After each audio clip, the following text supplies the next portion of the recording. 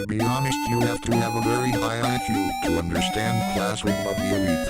Its humor is very subtle, and without a grasp of advanced sociology and history of human behavior, most of the manipulation tactics will go over the average viewer's head. Classroom of the Elite has gotta be the worst anime I've ever seen in my entire life.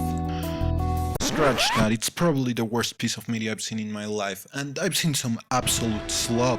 Well, maybe that Injustice trailer I found on Reddit is a little worse by a margin, cause it's Injustice and AI.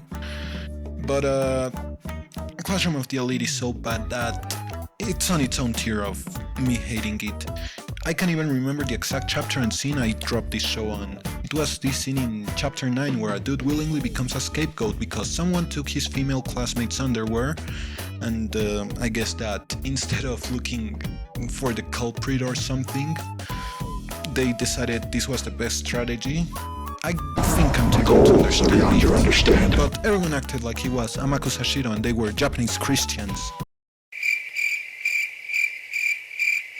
They treated the dude like he just saved them from a pack of rabid dogs, and that moment kinda had me like, wow! It was so stupid that it shattered my suspension of disbelief, which was like already building up because the show already had other really dumb or stupid moments that just were too much for me. Yeah, let me just go somewhere private so I can have you grope me in order to blackmail you if necessary. That's a sound and intelligent plan and not the stupidest thing I've ever heard of my life. Remembering every dumb moment in this show is a little hard considering I kind of forgot to rewatch it in preparation for this video, but you gotta trust me when I say it's really stupid.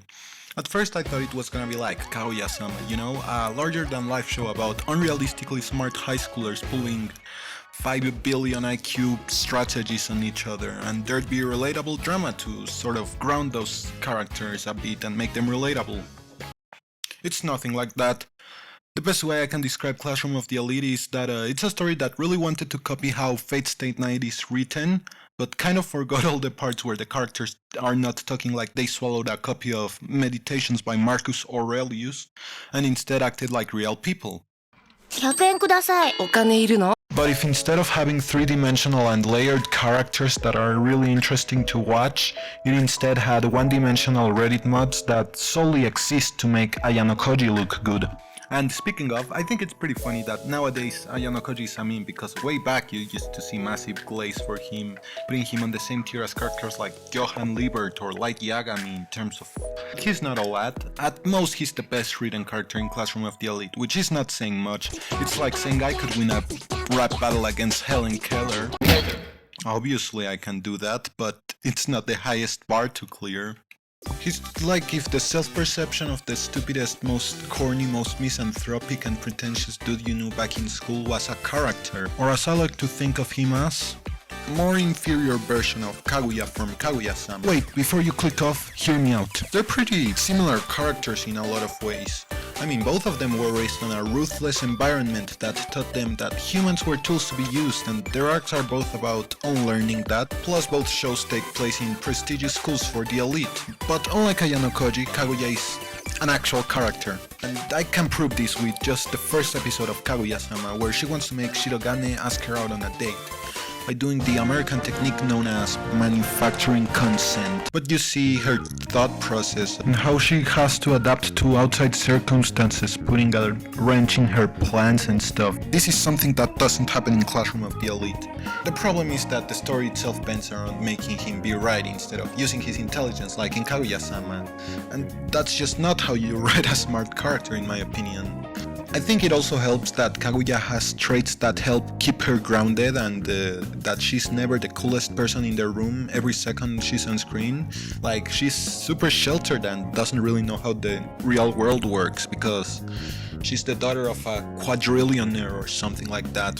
Or how she's a little bit evil and goes too far with her obsessive nature sometimes. Ayanokoji, he doesn't really have any of those. He's a genuine Gary Stu. Now, some of you may say I'm comparing apples to oranges, but they're both series about hyper-intelligent kids playing mind games with each other, and most importantly, they're both really funny. One is intentionally a comedy and the other one not so much. But the difference between Kaguya Sama and Classroom of the Elite is everything in Classroom of the Elite has to be some pseudo-philosophical battle of wits and death.